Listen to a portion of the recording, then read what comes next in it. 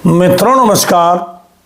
पावन ज्योतिष प्रभात YouTube channel पर आप सबका स्वागत है। आज के वीडियो का शीर्षक बहुत ही चुन करके लाया हूँ, बहुत ही उपयोगी है और बहुत ही सटीक है।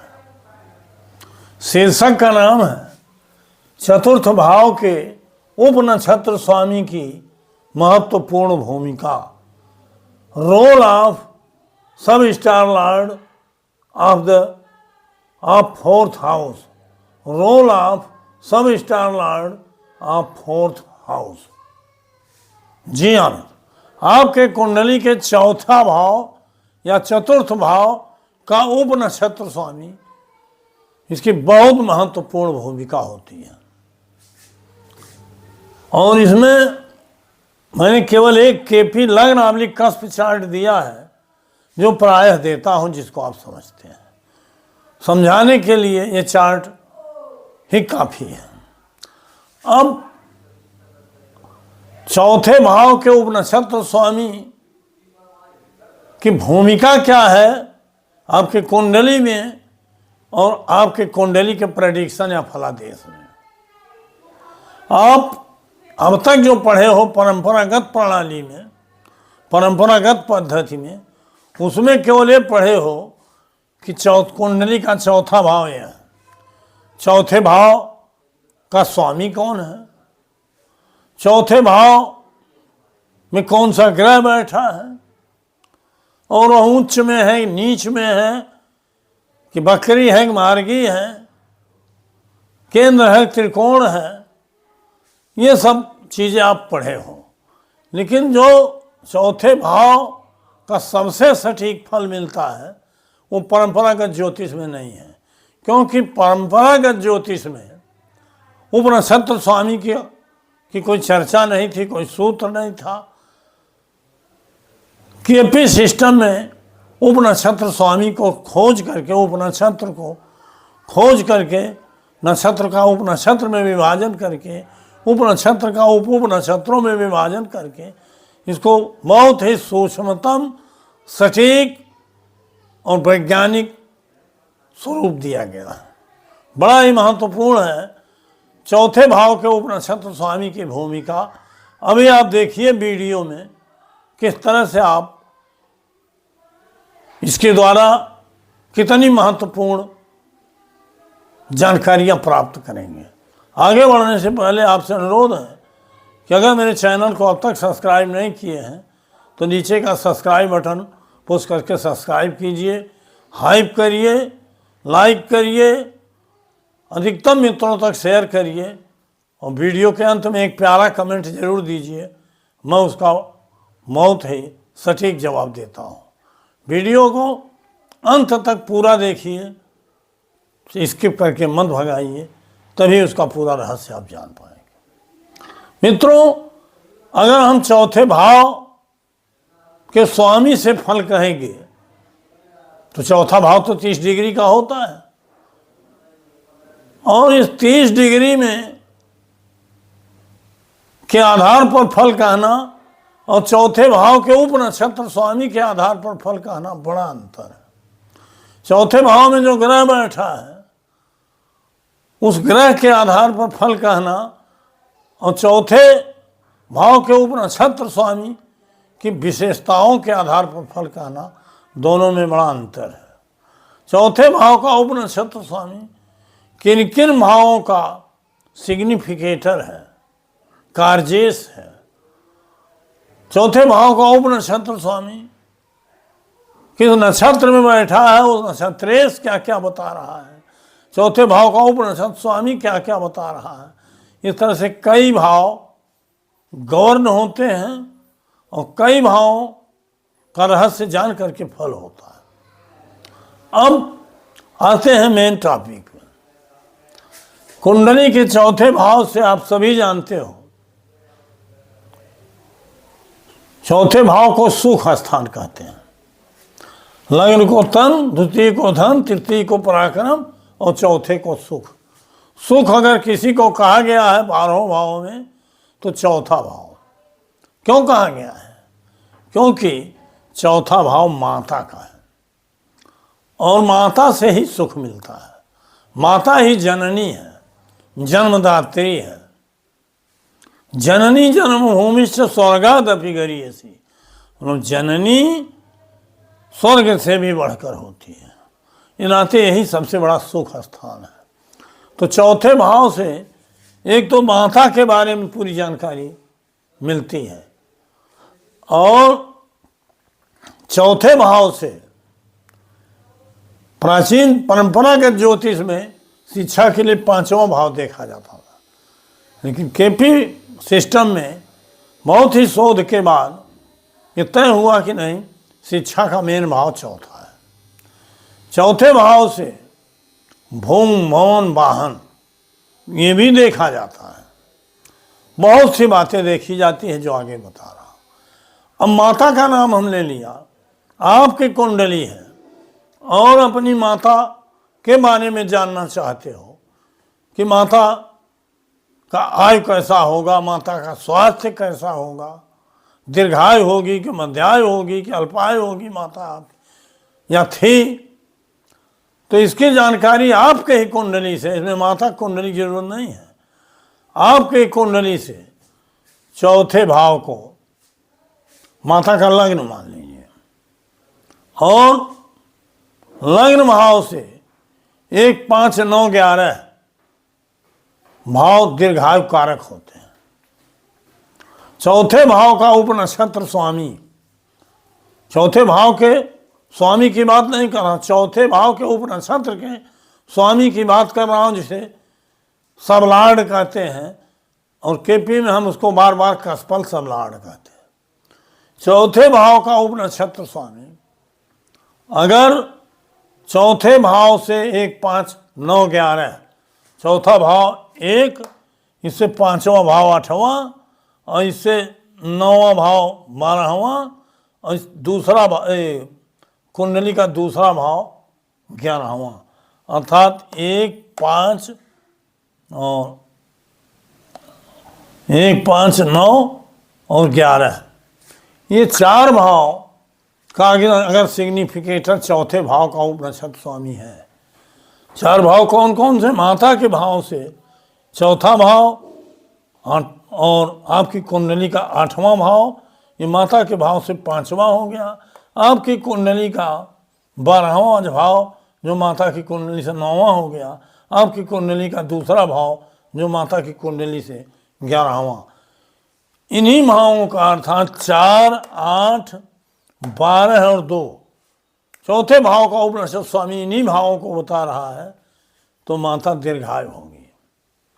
और अल्पायु होने के लिए माता के भाव से द्वितीय भाव 5वां हुआ, 6वां भाव ये हुआ 9वां, अर्थात 5वां 9वां और 8वां भाव हो गया 11वां, तो 5, 9, 8वां और 12वां इसका हो गया तीसरा, मतलब 5, 9 और 11 और तीसरा, ये भाव 2 और 7, 7वां भाव 10वां हो गया, अर्थात 5, 9, 10, 8 और 12 तीसरा।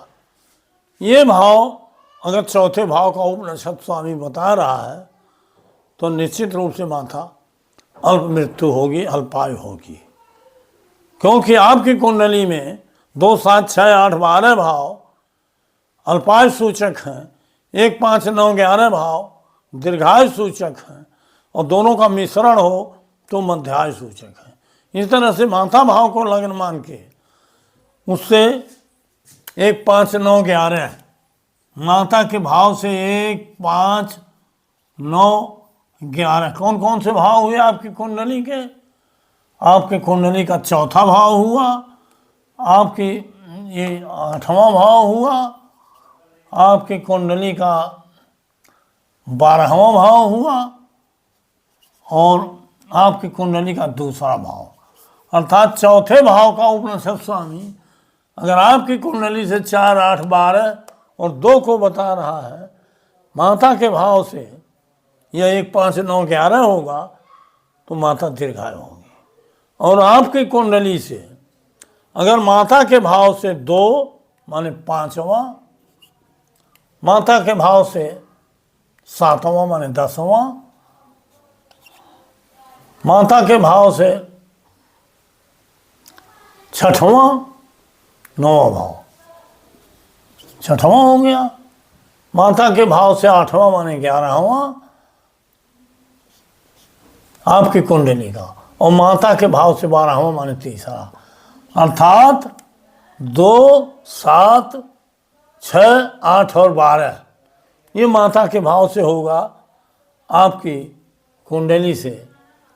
आप 5वां 10वां 9वां 11वां और 3 तो माता अल्पायु होगी। और इन्हीं भावों का मिश्रण हो, 4 8 12 2 हो, 9 10 9 11 3 हो तो मध्यायु होगी। तो माता के आयु और स्वास्थ्य के बारे में आप चौथे भाव के उपनिषद स्वामी से बता सकते हैं। और स्वास्थ्य के बारे में 1 5 11 अर्थात चौथा भाव एक पहला हो गया, 5वां हो गया, 8वां और 11वां हो गया। तो स्वास्थ्य के बारे में देखना हो तो 4 8 और 2 देख लीजिए अपनी कुंडली से। माता के लिए तो स्वस्थ होगी, अर्थात जैसे आपके लिए 1 5 11 उसी तरह से माता भाव को लग्न मान के इन भावों को देखिए तो आयु और स्वास्थ्य के बारे में। इसी तरह से माता के भाव को लग्न मान करके जैसे आपके भाव से सारे भावों का आकर्षण और चाह हमने अभी पहले वीडियो दिया है देखा जाता है, उसी तरह से आप माता के भाव से भी देख सकते हैं। तो मातृ सुख और माता की आयु और स्वास्थ्य तो इससे देखा ही जाएगा चौथे भाव से। अब आते हैं शिक्षा, आपकी शिक्षा की बात कर रहा हूं। आपकी कुंडली से चौथे भाव का उपनिषद स्वामी अगर 4 9 और 11 4 9 और 11 इन भावों का कार्जेश है तो अपने और अपने नक्षत्र के द्वारा तो शिक्षा बहुत अच्छी होगी, क्योंकि चौथा स्थान कुंडली का यह स्कूल की शिक्षा है इंटर तक, 9वां स्थान है उच्च शिक्षा है डिग्री के बाद, और 11वां स्थान इच्छा पूरा है। था चतुर्थ भाव का उपनिषद स्वामी 4 9 11 बता रहा है, और नक्षत्र में जरूर इसमें से कोई भाव आया हो। नक्षत्र में निगेटिव बताएगा तो शिक्षा में अड़चने आएंगी, इसको ध्यान दीजिएगा। नक्षत्र बल ही प्रमुख होता है तो शिक्षा उत्तम होगी। मान लीजिए 4 ही बता रहा है तो शिक्षा तो होगी लेकिन स्कूली शिक्षा होगी। 9 हो गया तो शिक्षा होगी लेकिन उच्च शिक्षा होगी। अब इसी के साथ अगर 10वां भाव भी आ गया है तो प्रोफेशनल डिग्री, जैसे आप बीटीसी करते हो, बीएड करते हो, एमएड करते हो, बीटेक करते हो, या प्रोफेशनल पॉलिटेक्निक करते हो, आईटी करते हो, आईआईटी, प्रोफेशनल कोई डिग्री अगर आप ले रहे हो तो 10वां भाव भी होना चाहिए। 10वां भाव ये बताता है कि इस जातक को प्रोफेशनल डिग्री लेकर के अच्छी शिक्षा मिलेगी। ये शिक्षा की बात हो गई। और बुध और बृहस्पति जो शिक्षा के कारक ग्रह हैं इनसे रिलेशन हो, जो चतुर्थ भाव का उपनिषद स्वामी या तो बुध हो या बृहस्पति हो, या बुध बृहस्पति से रिलेटेड हो तो शिक्षा अच्छी होगी मेनली गुरु से। अब इसी प्रकार से भवन, भूमि, भवन और वाहन, भूमि के लिए, वाहन, भवन के लिए, वाहन के लिए खरीदने के लिए 4 11 12 चाहिए, अर्थात 4 और 11 तो चौथा भाव और 11वां भाव भूमि भवन वाहन जो भी आप खरीदोगे तो 4 11 हो गया, और 12वां भाव आप इन्वेस्ट करोगे, व्यय करोगे तभी खरीद पाओगे। तो 4 11 12 ये भूमि भवन वाहन 4 11 12 इसको देख लीजिए। चतुर्थ भाव का उपनिषद स्वामी अगर इन्हीं 4 11 12 भावों का या इनमें से 1 2 भावों का सिग्निफिकेटर हो, कार्जेश हो, तो भूमि भवन वाहन का स्वामी होगा ऐसा जातक। और अगर 4 9 11 का सिग्निफिकेटर हो तो अच्छी शिक्षा होगी ऐसे जातक की। माता के आयु और स्वास्थ्य के बारे में हमने बताया है। और भूम भवन वाहन के लिए भी अब माता का सुख देखना हो तो चंद्रमा जरूरी है। चंद्रमा से रिलेशन में हो चौथे भाव का उपनिषद स्वामी और 4-11 बता रहा हो तो माता का अच्छा सुख मिलेगा, माता से अच्छा प्रेम रहेगा। अब शिक्षा के लिए गुरु को हमने बताया इसका रिलेशन हो तो और बेस्ट शिक्षा होती है। वैसे हर प्रकार की शिक्षा के कारक सूर्य से विज्ञान की शिक्षा, गणित की शिक्षा, डॉक्टरी, हर ग्रहों को जिनका जो कारक है उस प्रकार की शिक्षा मिलती है। और भूम भवन वाहन के लिए चौथा स्थान 11वां और 12वां तो ही है, लेकिन अगर मंगल का संबंध हो तो भूमि का क्रय होगा। मंगल के साथ शनि भी रिलेटेड है तो बने हुए मकान का या मकान बनवाने का कार्य होगा, इस पे इन्वेस्ट होगा। वाहन के लिए आप शुक्र को देखिए जरूरी, वाहन का कारक ग्रह है। अगर चौथे भाव का उपनिषद स्वामी शुक्र से रिलेटेड होगा तो वाहन सुख मिलेगा, लेकिन 4-11-12 होना चाहिए। इस तरह से इन भावों को, भाव समूहों को, चौथे भाव का उपनिषद स्वामी इन भाव समूहों को बता रहा है तो ये फल तो मिलेगा ही, लेकिन अगर ग्रहों को भी आप जोड़ लिए तो उसमें और भी 4 चांद लग जाएगा। तो इस तरह से मित्रों, चौथे भाव के उपनिषद स्वामी से आप चाहें तो बहुत कुछ देख सकते हैं, बहुत कुछ देख सकते हैं। अब चौथा भाव से यहाँ तो बताने के लिए उचित नहीं है, लेकिन जितना मैंने बताया, अगर वीडियो के 1 बार 2 बार 3 बार आप देखते हो और चतुर्थ भाव का उपनिषद स्वामी जिन भावों को बता रहा है और जिस क्षेत्र में मैंने बताया है उस पर आप लागू करोगे, उतारोगे और उसका फल देखोगे तो हूबहू इससे मिलेगा।